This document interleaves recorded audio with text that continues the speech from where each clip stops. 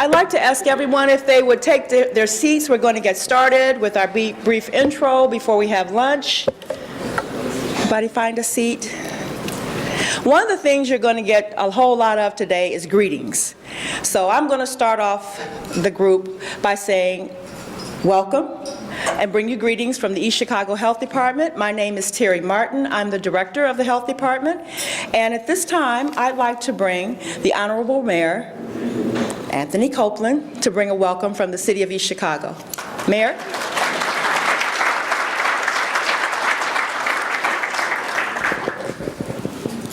It's funny when you get up here and you get trapped between your bifocals. But I know I'm at the point of, is it either good morning or is it good afternoon? I know we're teetering somewhere there. But I would like to extend a warm East Chicago welcome to you for taking the time out in your busy schedule, for being here with us and attending our first public health assembly. This is the first one under my watch. East Chicago has one of the two remaining city health departments, the second one being Gary. We maintain our health department throughout our fiscal crisis because we recognize the importance of public health. And let me share that with you. When I first came in to be mayor in 2010, the city was facing a $15 million budget deficit. And I was faced with a decision to make. You know, it's almost like the king when he say, do I split the baby in half? And you see which one loved the baby more. I was faced with the decision, do I move to save $1.1 million roughly by getting rid of the health department? That has been options for some other cities. But as you can see, we have weathered and survived that storm because it's still intact.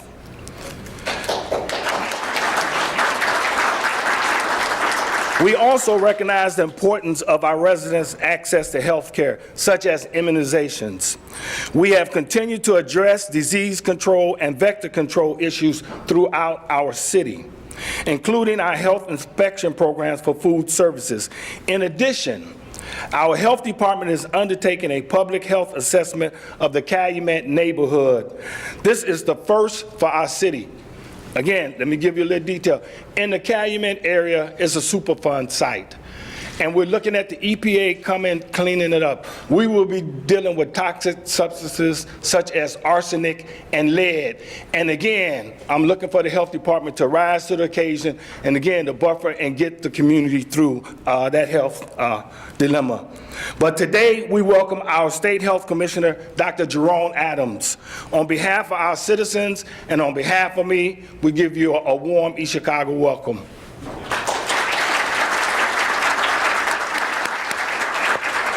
Thank you, Mayor.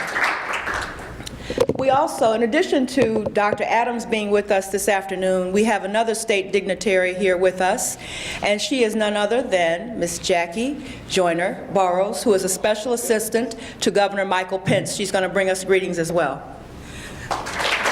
Thank you all very much. I don't really feel like I'm a dignitary. I'm up in Gary so much, I feel like it's my second hometown. So I'm glad to be back here, and I see so many familiar faces. So I'm bringing you greetings today from the Honorable Governor Mike Pence, who is right now in South Bend and Fort Wayne, celebrating a win that we got on yesterday, that the federal government approved our Healthy Indiana plan, the expansion of that. We're very excited about that. Thank you so much. We're very excited.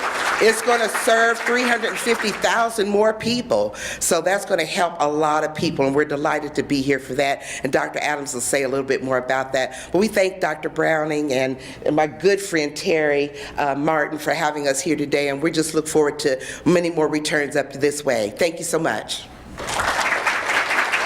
Thank you, Jackie. I just want to get some housekeeping things out of the way. I want to do some introductions and move forward. I'd like to ask the board of the East Chicago Health Department to please stand at this time and be recognized. Our president, Diane, wave your hand. Diane, Dr. Lebron, Loretta Parker, and Natalie Adams. We have a board of 7, but some are working today and couldn't be with us, and we thank them for all that they do for us to keep things running at the health department. Thank you so much. Now, my department heads. Where are my partners in crime? I'm going to ask all the department heads of the City of East Chicago to stand. All department heads, I thank you so much for coming and supporting us in this effort. I'm also going to ask if there are any elected officials in the House to please stand. Any elected officials? Several of our council people are here. We're so glad that you shared with us today. And Mr. Repay, our commissioner. Thank you so much. Okay, now to the people who really do the work. I am going to ask for the staff of the East Chicago Health Department. I don't know how some of them got up here and those two got back there. But I'm going to ask the whole staff to please stand and be recognized. We have 6 divisions at the health department, and we have immunizations, nursing, animal control, vital records, food and environmental inspections, emergency preparedness, and immunizations. So will everybody just stand, please, and be recognized? Is this the staff of the East Chicago Health Department? Give them a big hand, please.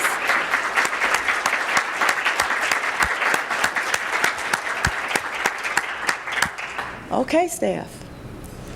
Okay, what we're going to do, Dr. Brownie's going to come to you a little bit later, and Dr. Brownie, just wave your hand. Are you going to come a little bit later? But this is our health officer, Dr. Jerry C. Brownie. He's going to be addressing you a little bit later. We're going to have lunch. I'm going to ask, is there anyone in the audience that we can stand for a moment of silent prayer? Anyone want to lead that effort for us, Father? Deacon, if you would lead that effort for us.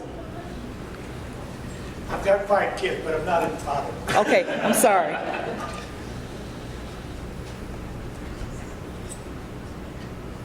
Almighty dear God, we've come here to do your work, to love you and to spread your love to each and every person, so that they may have health and goodness always. Please give us the strength to do your love work always.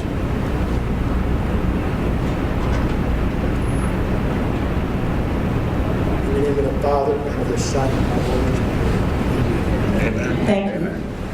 We're going to kind of have a working lunch, so we're going to let you go to the buffet. Please get your meal and come back as soon as you can to the table, because we're going to kind of work through lunch because we have some time constraints here. Dr. Adams has another engagement at 2:30 this afternoon, so we're going to have to work through that. So thank you, enjoy lunch, and we'll be back at you in a few minutes.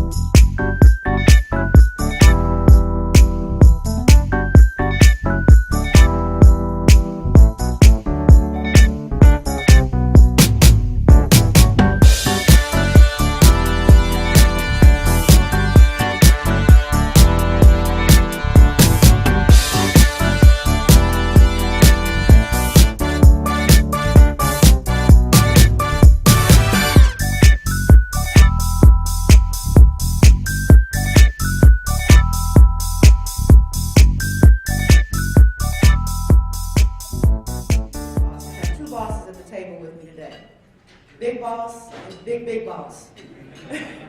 So, Dr. Jerry Browning, Health Officer for the City of East Chicago.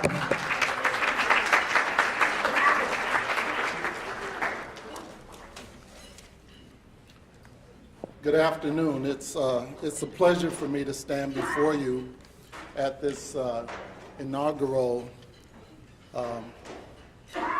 event for the Health Department for the City of East Chicago. We've been working very hard to promote wellness and preventative health care for the people in East Chicago. I'd like to start by thanking Mayor Copeland for appointing me as the health officer for the City of East Chicago, and just recognizing that this is a wonderful opportunity Personally, I feel it's a wonderful opportunity and a great chance for me to give back to the city where I was raised and come from. I'd like to really just move right into a very brief introduction of our keynote speaker today. I was attending a statewide health officers meeting in Indianapolis when I first set eyes on Dr. Adams. I had advance notice of his appointment, and on a very personal note, I recognize a first in Dr. Adams, and in that he is the first African American to be appointed as the statewide health commissioner, and that's to be applauded today. I think that there are many physicians who are capable and willing and able to serve in the capacity as a health officer or health commissioner for the state, but it's an honor and a privilege to have someone like me appointed to such a position. Dr. Adams hails from the state of Maryland. I won't bore you with the details of his education, but just recognize that he's attended medical school and he's a practicing anesthesiologist by trade. But he has served in a number of capacities in statewide medical societies, and I think his background with a master's in public health has put him on the radar, and certainly the governor appreciated his skill set, and that led to his appointment. Dr. Adams and I shared a little personal anecdote this morning, talking about the fact when we looked at the lake driving into the Ameristar this morning, and I shared with him that as a teenager in a first summer out of college, I served as a lifeguard both at the swimming pools in East Chicago and on the lake right out here before all these hotels and things were built. And he was sharing with me his recent accomplishment of learning to swim. And it just brings to question the history that it was really a position of access and lack of access that prevented him as a child from learning to swim. On the contrary, I grew up here in East Chicago where there was a large Olympic-sized swimming pool in the middle of my 5x7 block neighborhood. Now that sounds really fabulous, and it was. I learned how to swim. We did competitive swimming, and we learned water safety, and that's so important to all of us today.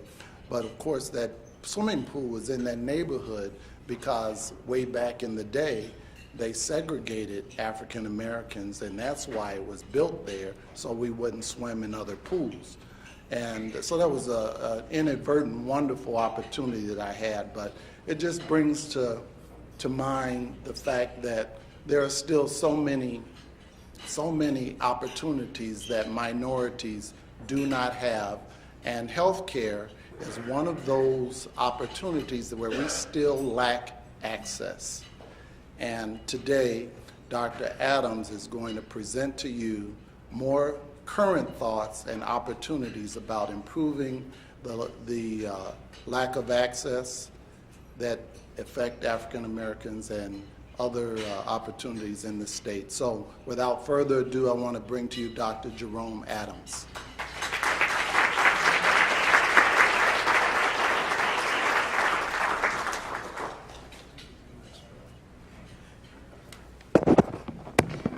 Well, thank you, Dr. Browning, for that wonderful introduction.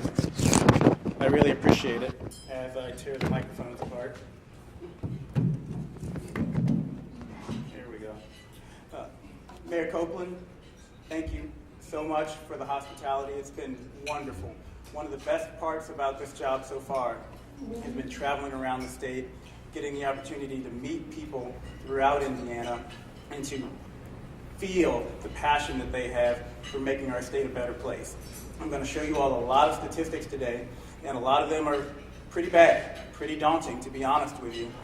But having the opportunity to stand up here and look out at you all and see all the energy, all the talent that we have, and to know that all we need to do is get all of us going in the right direction to move those numbers and to improve those statistics is really what makes me excited about getting up every single day and going to work.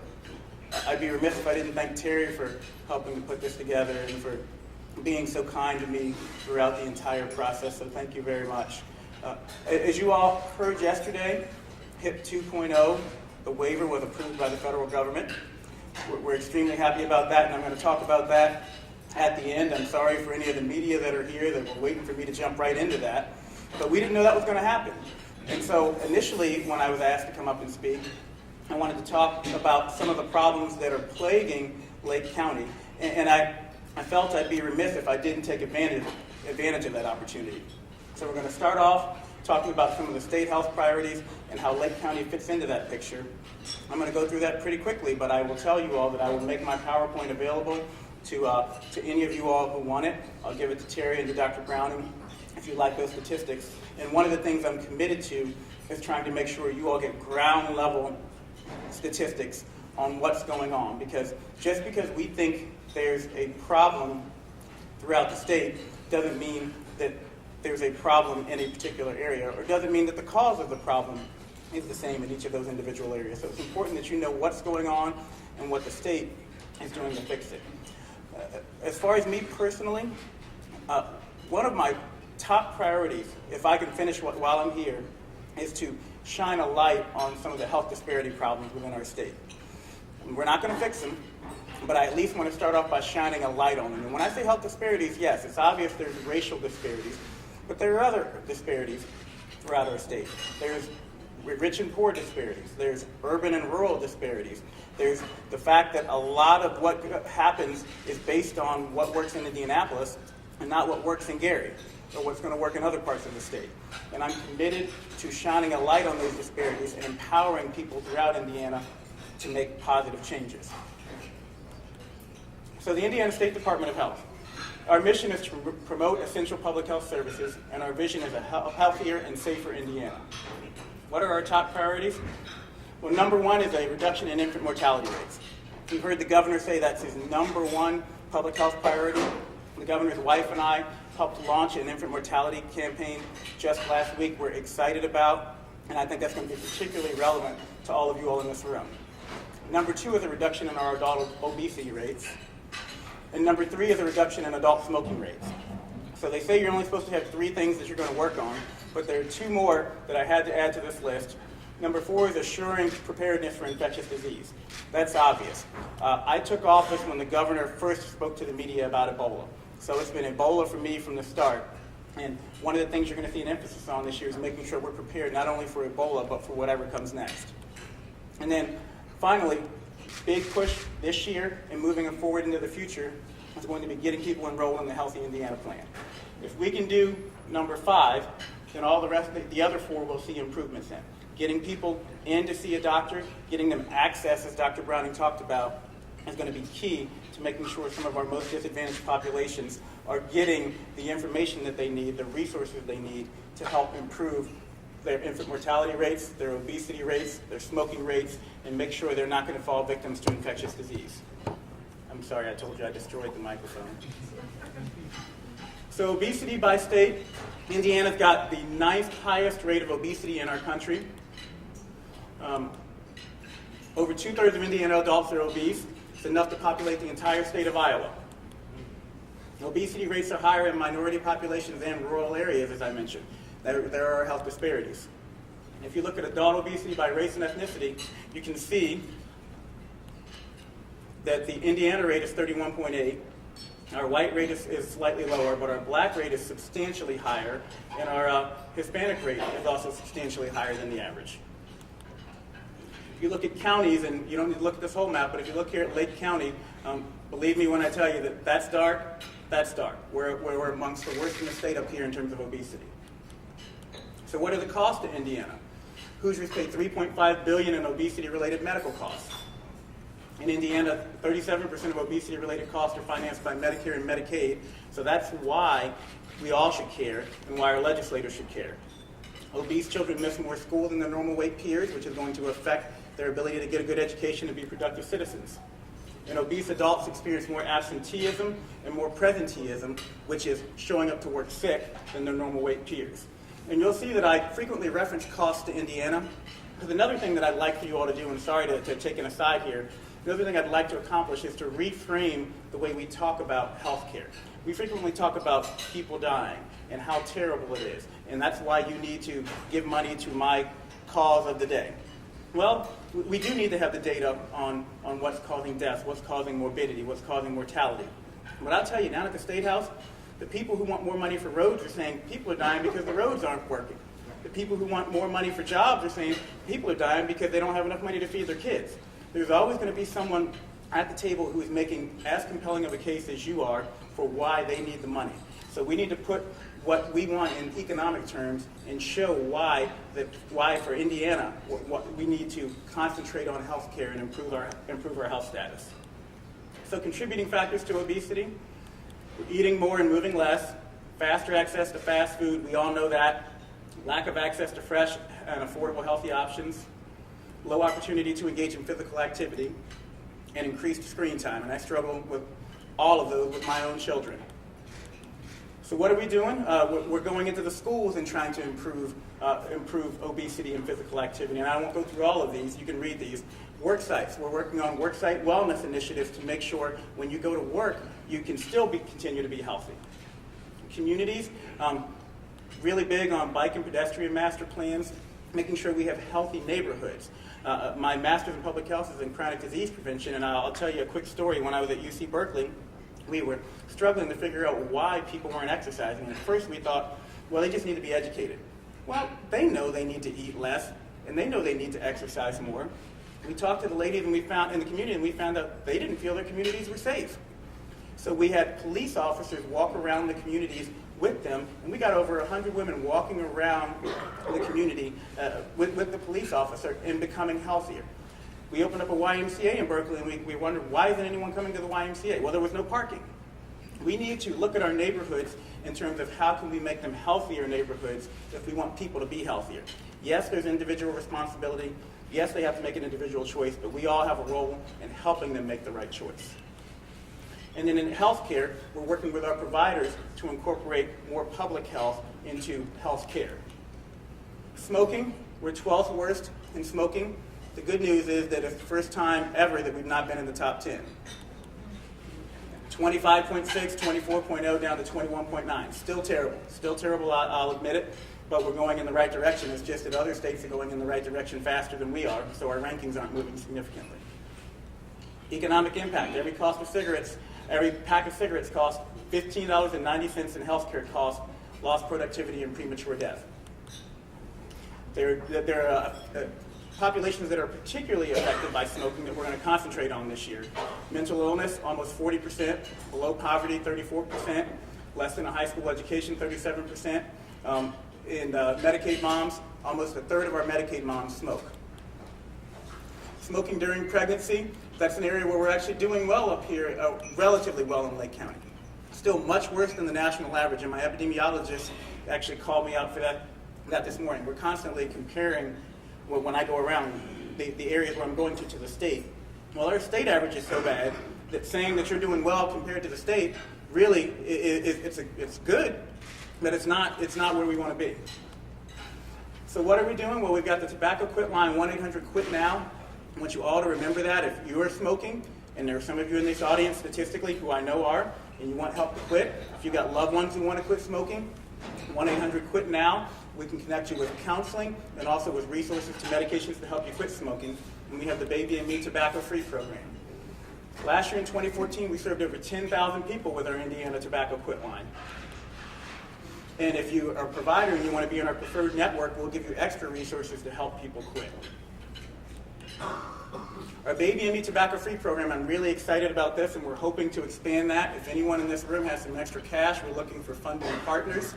We had 8 pilot sites, 428 participants, showed a quit rate of 72%. 72%, that's amazing.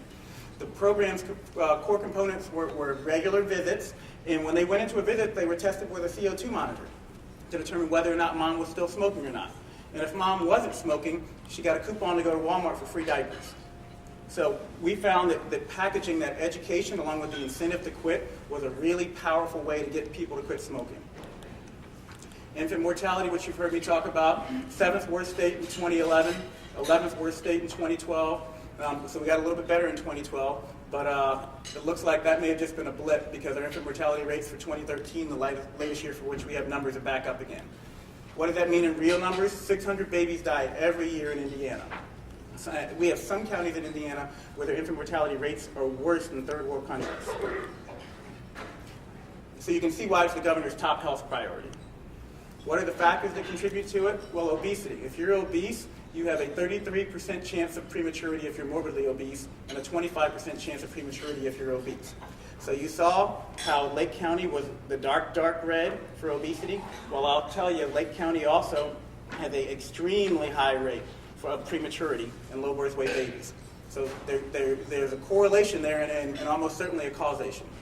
Smoking, 16.5% of our pregnant mothers smoke, which is just terrible anyway, and then 30% of our Medicaid moms smoke. Indiana has the 12th highest smoking rate in the U.S., as I mentioned. So what are factors that are contributing to infant mortality? Limited prenatal care. Only 68% of pregnant mothers in Indiana receive prenatal care in their first trimester. Unsafe sleep. These are all preventable deaths. These are people who slept with the baby in the bed or put a whole bunch of stuff in the crib and baby smothered. 15.8% of our deaths in 2012. Every single one of these deaths is absolutely preventable if we educate people about safe sleep. Elective deliveries before 39 weeks gestation, limited breastfeeding, and making sure people deliver at risk-appropriate facilities. So infant mortality in Lake County, in 2012, Lake County, almost 60 infants died before their first birthday, which was an infant mortality rate of 9.8. And remember I told you the state was 7.0. The Healthy People 2020 goal is less than 6. And our white infant mortality rate across the state is 5.5. If Lake County had the same infant mortality rate as the Indiana infant mortality rate, we'd save almost 20 infants per year. So Indiana's rate is bad, but if we could just bring you all down to the Indiana's bad rate, we'd save 20 more babies per year. If Lake County had the same rate as the Healthy People 2020 goal, the overall rate would lower from 6.7 to 6.5%. I think the microphone just came on. In 2012, in Lake County, 28 black infants, when you look at the minorities, died before their first birthday, which was an infant mortality rate of 14.85, almost 3 times the Healthy People 2020 goal, 3 times our white infant mortality rate in Indiana. The black rate was the same as the overall rate. That would save over 15 black infants in 2012. And the Hispanic rate is also increasing every year. Not as severely as the black rate, but it's still increasing, unfortunately. So what do we want to do in terms of the State Department of Health to improve that? Well, I told you about our statewide infant mortality campaign. We want to raise awareness about problems and resources for people. It's called our Labor of Love campaign, laboroflove.in.gov. If you know anyone who is thinking about becoming pregnant, is pregnant, needs resources, needs connections to healthcare providers, to WIC, to anything that will help them have a safer baby, laboroflove.in.gov. Or 211. If you just pick up your phone and dial 211, you'll be connected to a live person who will help connect you with coverage options, with WIC, etc.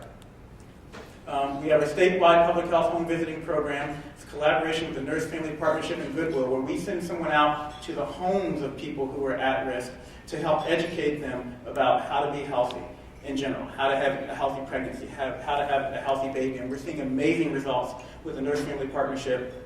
And we're in discussions with them right now to expand that up here to Lake County if we can get the appropriate funding. Our Safe Sleep program. We've worked with the Department of Child Services regarding safe sleep, and again, these are 100% preventable deaths. We can't stop every death, but safe sleep, we can prevent all these babies from dying. Our strategic plan is to increase awareness of SIDS as a public health problem. We've got a Cribs for Kids program, and we want to increase parent and caregiver knowledge of risk reduction methods, reinforcing the importance of safe sleep. So as part of our Safe Sleep program, we have an infant survival kit, we have a portable crib, a fitted sheet, a wearable blanket, pacifier, and education. But really, you just need to remember ABCs: alone, on their back, in a crib. That's it. Safe sleep will save 15 more babies a year up here. Indiana's plan improved the overall rate of breastfeeding. These are just studies showing why that's important. But the bottom line is that people, I understand there are people on both sides of the breastfeeding argument. And you've got people on one extreme who want you to breastfeed your baby until they're in high school. And you've got the other extreme of people who say that there's no benefit to breastfeeding. And I'm one of those people that I'm not splitting the baby, but studies show that if you breastfeed for 1 day, your baby has a lower infant mortality rate. If you breastfeed that first day in the hospital, lower infant mortality rate than if you don't breastfeed at all. If you breastfeed for 1 week, it's better than that infant who was only breastfed 1 day. And on and on and on and on and on.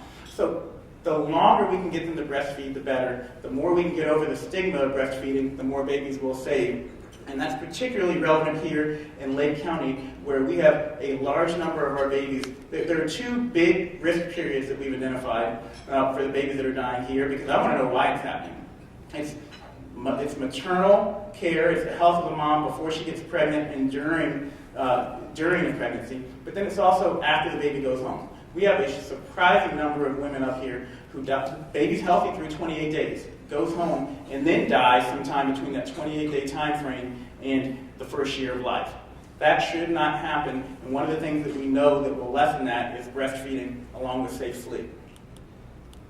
And again, those slides are available if you want. Indiana and national breastfeeding rates. Ever breastfed, 79%, almost 80% nationally, 74% in Indiana, so we have a lot of work to do. And you see the spectrum. So we want to improve our overall rate of breastfeeding, and we're bringing stakeholders together to do that. We also have our Indiana Perinatal Quality Improvement Collaborative. It was established in the fall of 2012, and we believe that all perinatal care providers in all hospitals have an important role to play in assuring all babies have the best start in life. All babies in Indiana will be born when the time is right for the mother and the baby, hence our 39-week initiative. And all women will receive risk-appropriate health care before, during, and after pregnancy. This slide here is just describing our 39-week initiative, approved in July of 2014. Providers will no longer be compensated through Medicaid if they deliver a baby electively before 39 weeks gestation, because we found that keeping the baby in a little bit longer significantly improves infant mortality rate. ACOG has actually promoted a clinical guideline discouraging elective delivery before 39 weeks, and that's where we got that from.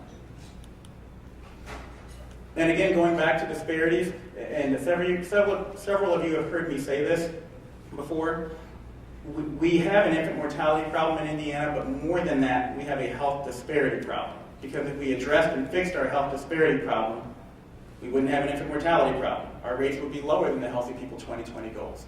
If Indiana lowered our black infant mortality rate overall from 14.5 to the white infant mortality rate of 5.5, we would have saved over 90 black infants in the last year that we collected data. This is it graphically. This is the black infant mortality rate, consistently higher than the white infant mortality rate, 14.5 up here. This is our white infant mortality rate in Indiana, and that's the overall Indiana average. It's interesting to note, in 2012, 95 of our 146 black infant deaths occurred in just 3 places: Marion, Lake, and Allen County. And I was speaking with Dr. Browning earlier and with some of you earlier. It's important that you all and your legislators take this information down to the State House as we're having discussions about where to spend that infant mortality money, and make sure that they know where the problem is and that we're allocating resources to fix the problem in those areas. In terms of the State Department of Health, we've granted $1.7 million to 9 grantees in these 3 counties to address infant mortality. So emerging infectious diseases, I call it flubola. Like I said, I took over during Ebola, and it kind of drifted into the flu, and now it's turning into measles. And so even though infectious disease was not at the top of my list when I took over, infectious disease happens. And we need to make sure we're prepared to combat it. And then what's rising in prominence and scares the heck out of me is antibiotic-resistant organisms. Nationally, according to the CDC antibiotic resistance report, more than 2 million infections each year. 23,000 people die as a result of antibiotic resistance. How many people have died from Ebola in the United States? 2. 23,000 people die every year as a result of antibiotic resistance. How many people have died from the flu in Indiana this year? Anybody know? 96, 97 was the last number. 2 people have died from Ebola. We're all terrified of Ebola, but we don't even have antibiotic resistance on our radar screen, and we can't get people to get a flu shot. CREs, carbapenem-resistant anaerobic bacteria, are something we're terribly concerned about because we don't have a way to treat this. Mortality rate of almost 50%, and we're making that reportable in Indiana, which means that hospitals, if they diagnose this, will have to let us know that they have that so we can track it. So what are we doing? We test at the ISDH laboratory. We have an antibiotic resistance advisory committee. We have outbreak investigation and surveillance prevention. We've got Get Smart About Antibiotics Week and vaccinations for strep pneumonia so that you don't breed those antibiotic-resistant bacteria. All those are things that the State Department of Health is doing to combat this problem, but we need to raise awareness of it. Ebola virus disease preparedness.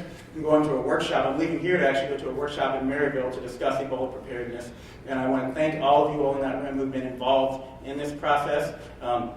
Again, I wanted to put it in perspective for you earlier in terms of the toll of other diseases compared to Ebola, but we're still deadly serious about Ebola. We want to make sure that if it does come to Indiana, we stop it in its tracks and it does not get a foothold. We've been working on travel monitoring, working with hospitals, making sure people have personal protective equipment on down the line. We have Ebola meetings multiple times a week. We were doing it literally daily for the first couple of months, and then going out to different communities to make sure the communities have what they need and are prepared for Ebola. I was in Warsaw earlier this week, Fort Wayne, and obviously up here today. We want to make sure you're prepared and getting what you need. In terms of travel monitoring, the travelers are screened at 5 U.S. airports, and we're doing direct active monitoring of all Indiana travelers, which means that for every person who has a positive travel history of going to one of the Ebola-affected countries, we are going to monitor them for the 21-day period, twice a day, by directly observing them and taking their temperature. This is more than what the CDC has recommended because we feel it's important to reassure the public in terms of safety about Ebola. And one of the things we'll talk about this afternoon at the workshop are the 3 tiers. We have our frontline people, that's everybody. Literally anyone could walk into any of you all with a positive travel history and possibly have Ebola. So we all need to be prepared to identify based on the travel history. Does anyone know the 3 countries that we're talking about? Sierra Leone, Guinea, and Liberia.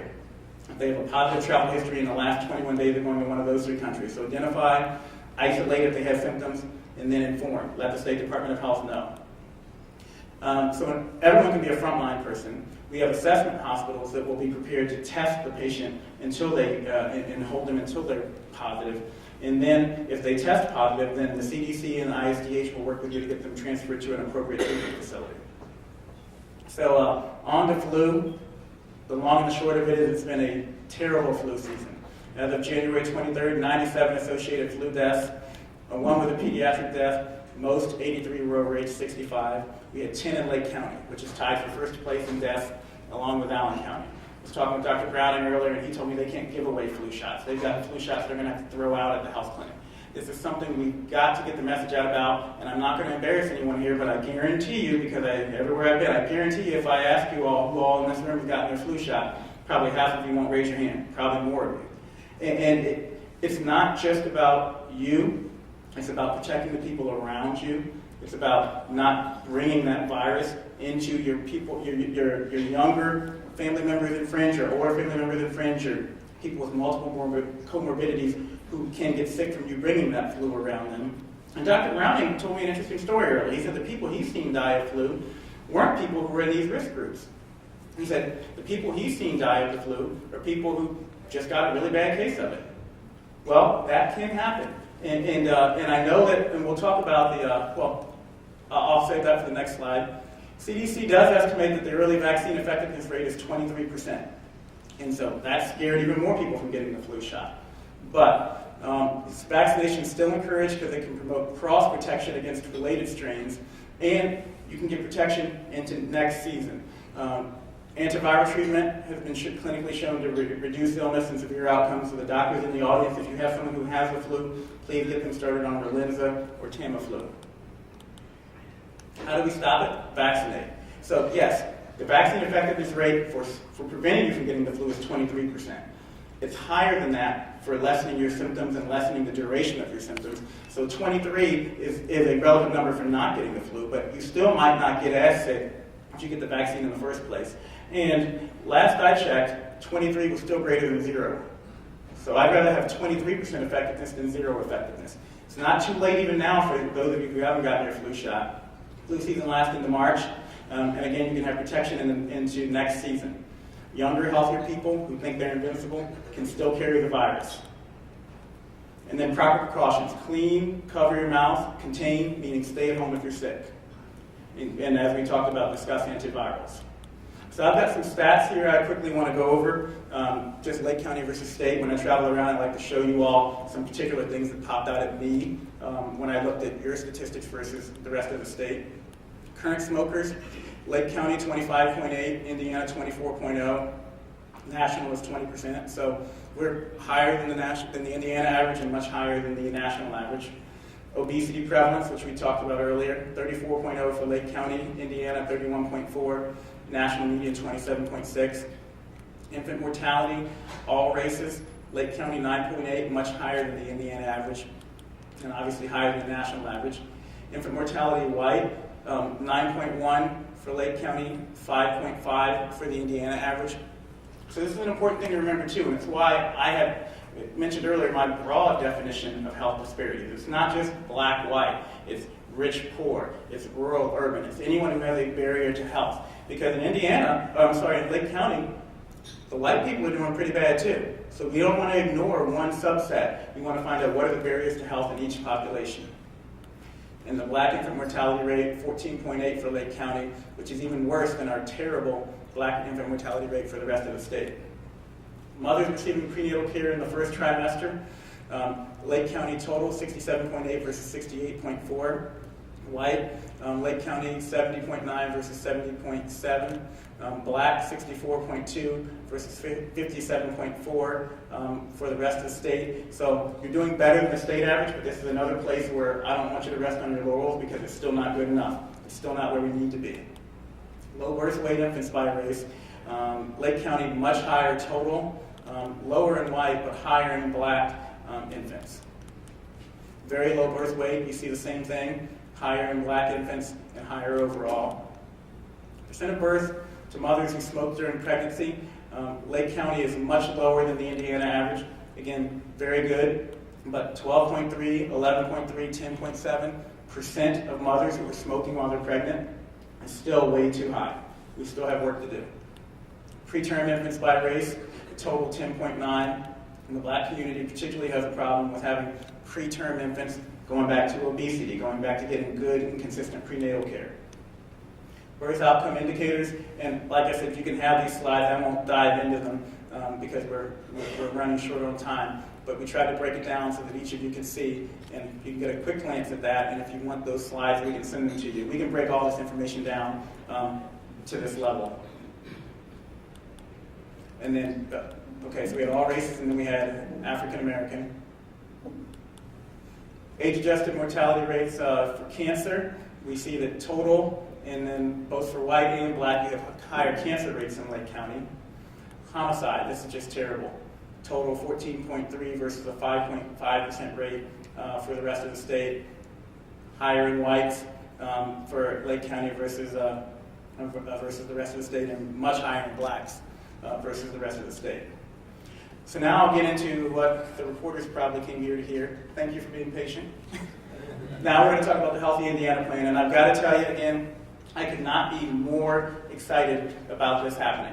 And people say, well, what does this have to do with public health? Again, we're going to bring down our infant mortality rates if we can have healthy women before they get pregnant. We're going to bring down our infant mortality rates if everyone's going to the doctor and learning about how to be healthy and having those conversations about how to have healthy families and healthy children. This spills into everything else we're discussing. And it's not, we want to treat these problems upstream. We want it to be more than just your encounter with the doctor. But it really starts, for most people, with their doctor. So it's important we get them hooked up. So state of Indiana uninsured. Oh, this is a busy slide. What I want you to concentrate on is right here. People over 138% of the federal poverty level are eligible for subsidies in the exchange. People under 100% of the federal poverty level, under the 138% fall into that coverage gap. And under 100% of federal poverty level, they can qualify for Medicaid. So this is the coverage gap we're talking about. 350,000 people who are uninsured, who we're trying to get covered, and who we can now cover with HIP 2.0. Lake County in Indiana, adults under 138% of poverty level and uninsured. So this is in Lake County. This is the percent of people who are in poverty who don't have insurance in Lake County, 47.2. Males, 38.5. Females, total 42%. You've got a big burden here in Lake County of uninsured. And again, this is just graphically in numbers. About 30,000 people who are under 138% of poverty level and uninsured total. You saw the male and female breakdown. And I was talking with Dr. Browning earlier about the different reasons, perhaps related to your manufacturing legacy and insurance that was provided through those types of jobs that account for the reason why we have so many more females than males who are uninsured. And then, again, uninsured by sex, many more females than males.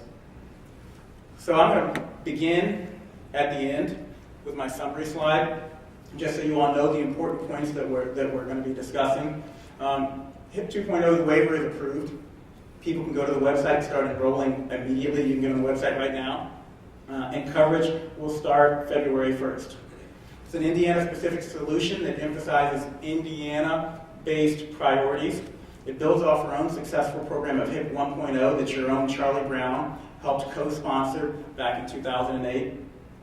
Sustainable, no new taxes. This is a big deal. This is a very big deal because one of the things people were concerned about with the Medicaid expansion is the federal government's going to cover that match for the first 3 years, but what happens when that federal match starts to go down? It expands coverage and improves access, and you heard a discussion about access earlier. An insurance card is just coverage, but if no one's going to take it, it's not going to help you. You need something that also gives access, and we'll talk about why the Healthy Indiana Plan improves access. It is consumer-directed health care that will provide price transparency and promote a patient and provider partnership. So fundamentals, Healthy Indiana Plan has been covering Hoosiers since 2008. As I mentioned, we are the nation's first consumer-directed health care program for Medicaid recipients. Health coverage is modeled after an employer-sponsored health insurance plan. So those of you who have employer-sponsored insurance, this will look a lot like your high-deductible health savings account health plan. Coverage is provided by one of 3 managed care entities. And the Healthy Indiana Plan has pioneered the Personal Wellness and Responsibility, or POWER account, which is really the key to consumer-driven health care. Each member has a health savings-like account that they use for initial medical expenses. And members and the state contribute to make sure there's enough money to cover those expenses up to $2,500, at which point you hit the catastrophic coverage. And there are incentives along the way to encourage proper management of the account and penalties for not making contributions to the account. So why a consumer-driven model? People ask that. Well, we've got a long history of success with it. Studies show that the employer adoption of the consumer-driven model considerably decreases healthcare spending. We're bending the cost curve here. It fosters marketplace competition as patients become active consumers and start asking questions, and providers are forced to compete for services, which lower prices and increase quality and access. 96% of Indiana state employees have voluntarily elected to enroll in a consumer-driven health plan option. So if it's good enough for our state employees, it's good enough for us to offer to all of our citizens. In the first 4 years of offering consumer-driven health care plan options to state employees, the state saves 10.7% annually. And when you hear about the trillions that we're spending nationally on health care, 10.7% is a huge amount. It's enough to fund a lot of these other priorities that we're fighting about at the State House if we can save some money. It's also shown employees used hospital employment departments at lower rates, have fewer physician office visits, lower prescription costs, and a higher generic drug dispensing rate And it's important to remember that they had as good or better outcomes than people on traditional Medicaid. Because when I say all these things that went down, one of the first things that a savvy person says is, well, okay, you incented them to stop using health care and their health suffered.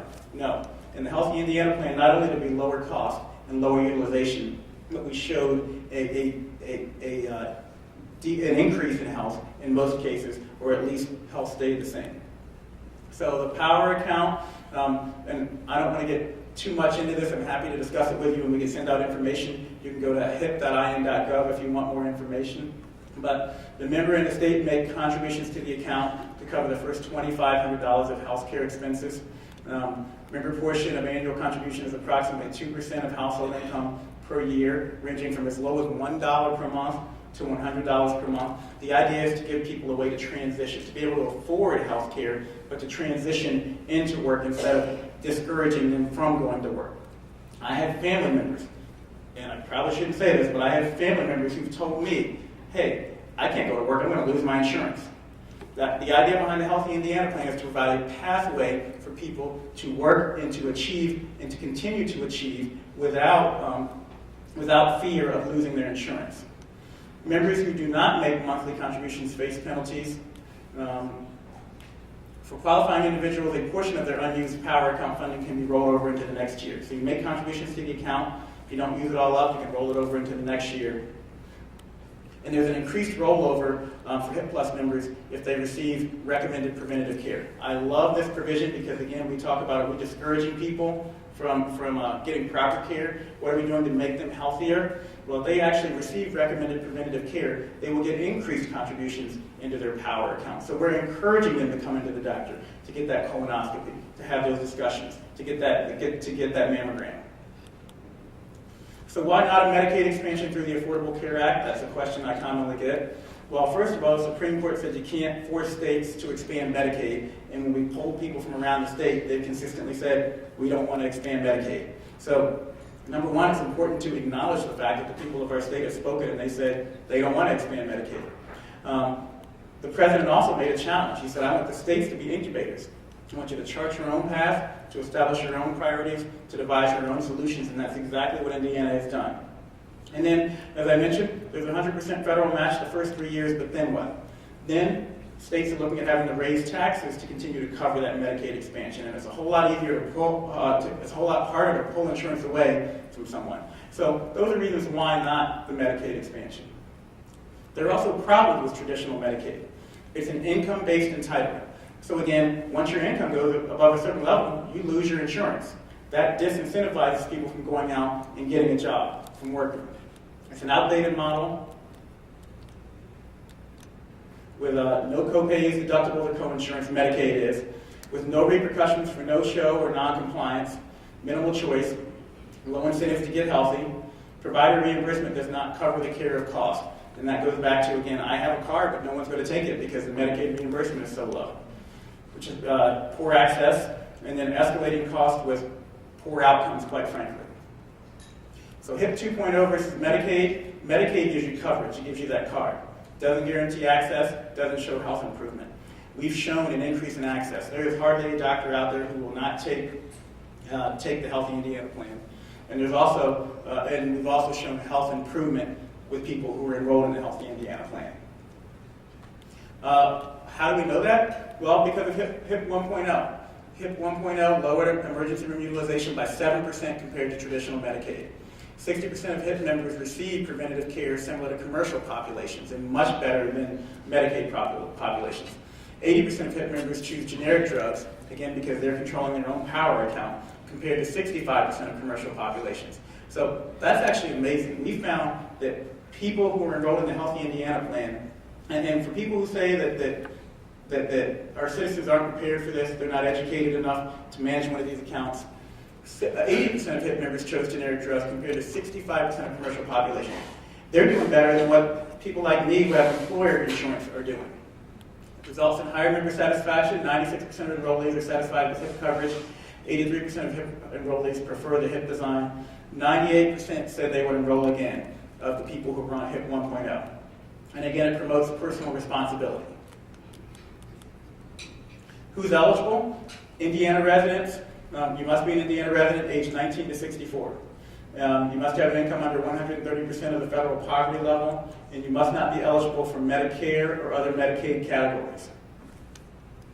And here are the income limits for healthy Indiana plans, just so you all have an idea. If you have one in the household, income limit is $13,000 for HIP Plus, $970,000 for HIP Basic, and I'll explain the differences for those in a minute. So how do we determine? The applicant household income approximately 138% of FPL. We ask, does the employer offer health insurance? If you do, then we encourage you through another part of this plan called HIP Link, which I'm not going to go into much today, to pursue that. But suffice to say, the HIP Link program is designed to give subsidies to people so that they can get on their employer insurance. If you don't have employer insurance, is the applicant household income 100% of federal poverty level? If yes, they may be eligible for HIP Basic or HIP Plus. If no, if you're between that 100 and 138% federal poverty level, then HIP Plus is your option.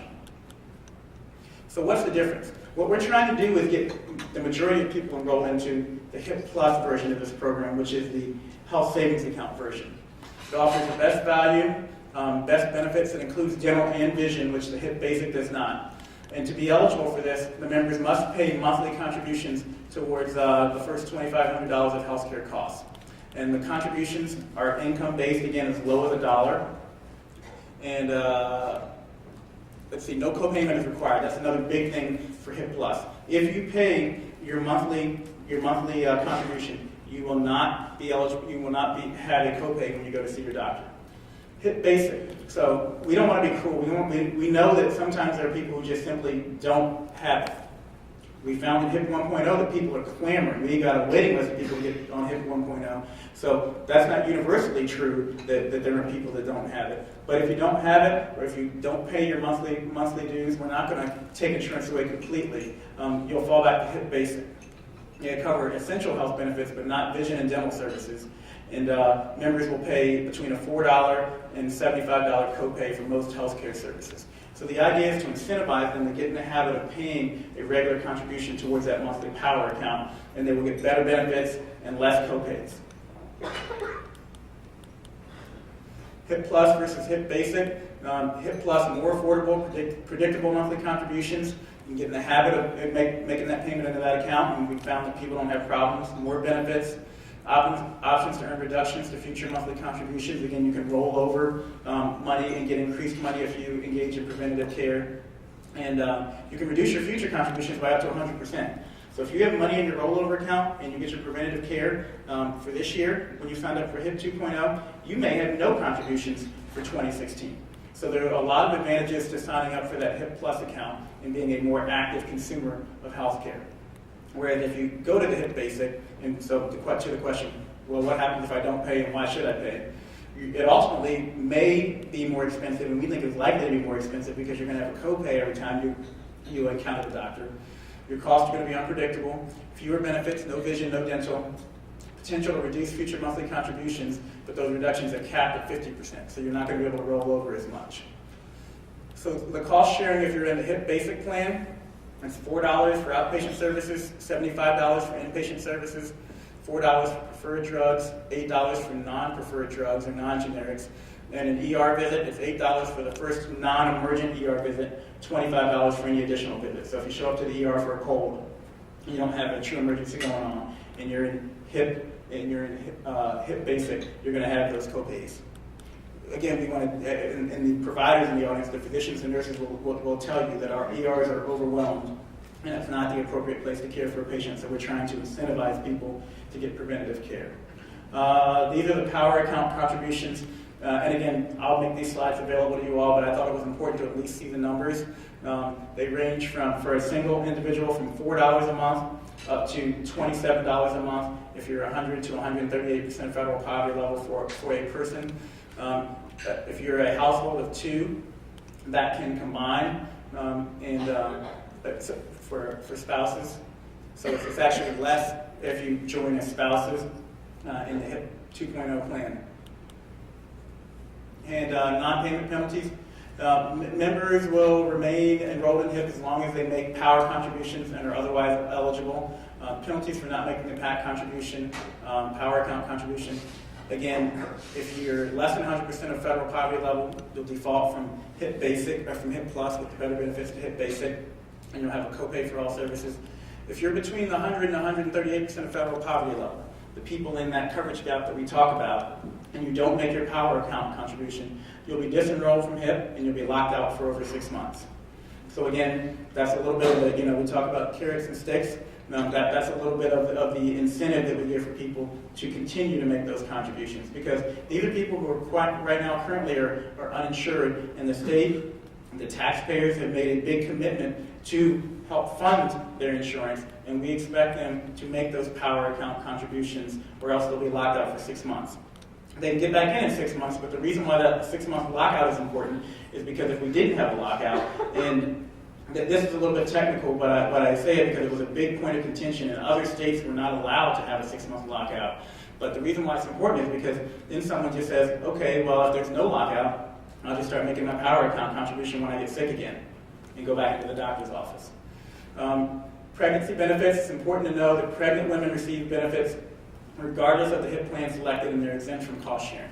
So if you become pregnant, then you will not have to make contributions to that power account, and there will be no copays, because we're committed to making sure pregnant women get the resources that they need to help us have healthy babies and lower our infant mortality rate. And additional benefits continue for 2 months postpartum.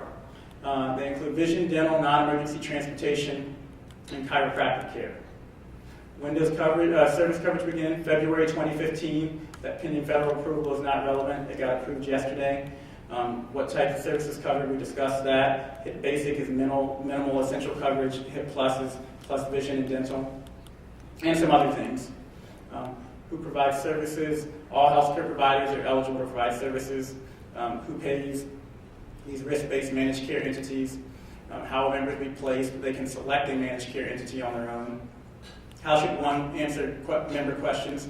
And refer them to their managed care entity. So if you got someone on HIP 1.0 who wants to know what should I do, what's going to happen, you can refer them to one of their managed care entities, because they will have already chosen one through the Healthy Indiana Plan 1.0. Medicare rates for current and new HIP members under HIP, that is important. Anesthesia, I'm not going to get into my whole payment mechanism, but we get paid $100 per unit if we charge someone cash. We get paid about $75 a unit from commercial insurers. We get paid about $25 to $26 a unit under Medicare, and we get paid $13 a unit under Indiana Medicaid. So you can see why doctors would not want to take a Medicaid patient. Now, plenty of docs take Medicare, and so we're bumping up reimbursement rates to Medicare rates to make sure you don't just get coverage, you get access. And there's an increase in legacy Medicaid reimbursement rate, which is people who are going to remain on Medicaid, to 75% of Medicare, again, because we want to incentivize providers. We want to compensate them, quite frankly, fairly for the work that they're doing, but incentivize them to take on these newly insured patients into their offices. HIP 2.0 will continue to utilize the HIP Trust Fund, and starting in 2017, when that federal match goes down, we've negotiated a deal with the Indiana Hospital Association for hospitals to kick in a little bit of that funding to help us offset the fees so that it will be sustainable and there will not be an increase in taxes for Hoosiers. Huge, huge. This was one of the things the governor would not compromise on. The only way we're going to do this is if we can do it without expanding taxes for the rest of the state. There's a gateway to work. Individuals who sign up for HIP coverage will be connected to job training and job search programs offered by the state of Indiana. Again, the idea behind this is not to be an entitlement that people are on for forever. It's to provide a pathway for them to continue to better themselves. We predict about 200,000 people enrolled this year, and up to 2020, about 500,000 people enrolled. So that's our enrollment projection. So I'll finish with the waivers approved. Send people to the website right now. You can send them right now and help them enroll, or there's a phone number that we can provide. And Jackie has slides that detail a lot of this information, handouts that she'll put at the back of the room that have the number on it also. It's an Indiana-specific solution that establishes our own priorities in a manner that we know works from HIP 1.0. It expands not only coverage, but it improves access. And it's consumer-directed, which provides patient ownership, patient cooperation in the process. So I apologize for running long, and I'm more than happy to entertain questions. And Dr. Brown, how do you want to handle that? I'm happy to take questions one-on-one or up here. Does anyone have questions about anything that I presented? I know I've gone on a while, but I'm just so excited to be up here that I couldn't stop. Yes, sir. I have an easy one. How quickly can I get the PowerPoint? It's right here. No, honestly, Dr. Brown has it, Terry has it. We can get that PowerPoint to you by the end of the day today. Anyone who wants that. I could use it Friday. We can get it to you by the end of the day today. Thank you. And in the back also is Amy Reel. She's our Director of Public Affairs for the Indiana State Department of Health. If you all have any questions, any concerns, need access to any information through the State Department of Health, please contact her. She's great, and she'll make sure you get what you need. Other thoughts, questions, concerns? Yes, sir, Mayor. I noticed when you showed the graph showing the state, and you showed what baby and me pilot sites were. Yes, sir. You know, I got bifocals and I was looking, and it seemed like my bifocals wouldn't let me look at anything up at the northern half. It seemed like from the central half of Indiana down, you have the pilot, but yet all your data show statistically that we're the worst. So it seemed like we would have got at least like a half a pilot. You know, I was surprised at that. Well, and that's a great question. For those of you who couldn't hear, the mayor was asking why our pilot programs were in central Indiana and below when a lot of our infant mortality burden is up north. And that's one of the things that I hope we accomplish by bringing the people in this room, people like you, together. Because it's applying for grants. The way it works is we get money, and the people who apply for it and put together the best application, it's a competitive grant process. And so we need you all to come together to help make more competitive grant applications. We need to get you more staffing. And again, that happens not just or only at the state level, but it happens locally too. We need to make a commitment to providing appropriate staffing. One of the things I spoke with Dr. Browning about and with the mayor about is trying to increase collaboration between the departments, the hospitals, and our schools. We have some tremendous schools here in Indiana. Nursing schools, one of the best medical schools in the country. We've got a great school of public health. We've got a lot of eager, young learners who would love to come in and help you all apply for grants, help you figure out what you need to do, help provide that manpower that is so sorely missing. But again, the very practical answer is it was a competitive grant process, and the applications that were approved were the ones that were the best submitted applications. Now, I'll go back again to your representative, Charlie Brown. Make sure you talk to him, make sure you get on him, make sure as they're discussing infant mortality, as they're discussing these issues, that you all know these statistics, that he knows them, and helps point out that, hey, we're not going to improve our problem significantly if we are directing the money to the wrong places. Did that answer your question, Mayor? Yes. All right. A question in the back. Yes, sir. First of all, I want to congratulate you in your position. Thank you. Secondly, though, That sounds like a compliment sandwich. You guys hit me with something out. what is the fundamental difference between HP2O versus affordable health care? Well, again, there are several differences. There's quite frankly a political slash citizen choice difference. Our citizens have chosen, the state have voted and said they don't like expansion through the Affordable Care Act. There is an access difference. The compensation is much higher through the HIP 2.0 and HIP 1.0 plans. I was on the Indiana State Medical Association Board of Trustees. I have the honor of being their shortest tenured treasurer. I had held the position for 2 weeks before I was appointed to this new position and had to resign. But I'll tell you, the doctors around the state, they'll tell you quite frankly, I can't afford to take Medicaid. I'm losing money on Medicaid reimbursement. HIP 2.0 gives a higher reimbursement rate. Medicaid also does not show the outcomes that we'd like to have. Yes, it's better than no insurance, but it's not good for the money we're putting in. HIP 2.0, people who are on, or at least people who are on HIP 1.0 have better health outcomes. So again, I could not be more excited about this development because I'm convinced it's going to give people access, it's going to provide for better health care, and it's going to help transition our citizens into an ability to be able to work and better themselves as opposed to trapping them in an income-based entitlement program.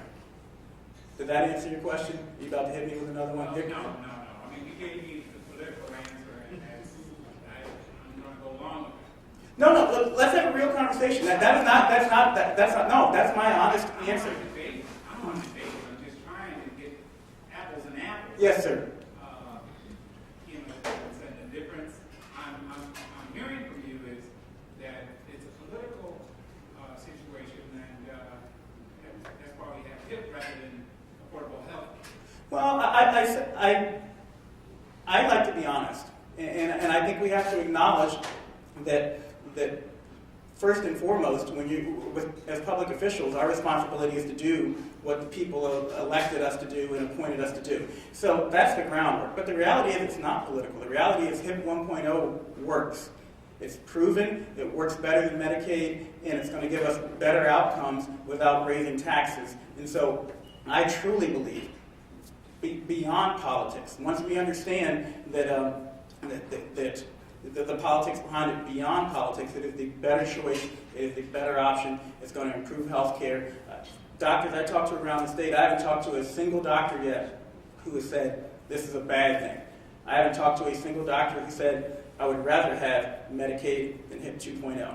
I've talked to doctors who said I'd rather have Medicaid than nothing, and I've talked to doctors who said that I won't take Medicaid. But there isn't a doctor I've talked to who isn't happy about taking HIP or HIP 2.0 and isn't happy about this development. Fair enough? Well, no, thank you, because again, one thing I promise you all, two things. I'm going to try to get up here as much as possible, and I'm always going to be as honest with you as possible. And I know you're used to getting sometimes political answers, but I'm going to talk real with you. I'm going to tell you honestly my opinion, and I am 100% ecstatic about HIP 2.0. It's going to improve health care up here. It's going to improve access for the people of Lake County. Well, thank you all very much. I appreciate it, and I'll be around as long as I can before I have to run out. We just have a brief presentation for you, Dr.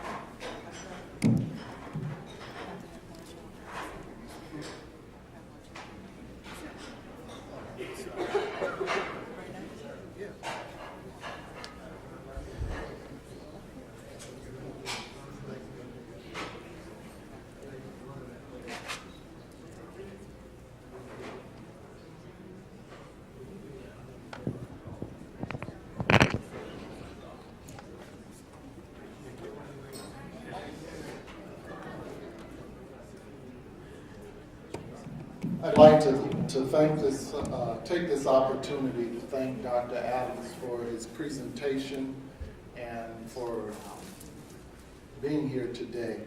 I didn't want to provide this young man with another plaque. And so, because those of us that know, you'll have a closet full of them. But this is supposed to be a little gift bag, but it kind of grew. We put together a few things that are healthy and that will remind him of East Chicago, and just to thank him again for his presentation and for his presence in the state of Indiana. Thank you. Thank you very much. It's been a pleasure. Wow.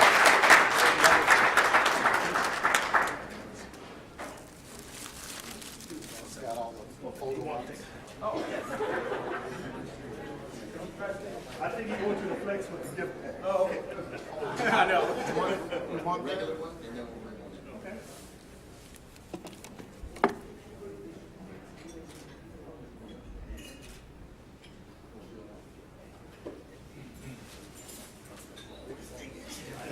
That's the who's you want in the flex. You're trying to make me help? But the one thing I'm extremely proud of, Doctor, is on this red shirt, it shows you what we're all about as a city. We are a city of hope and progress. Wonderful.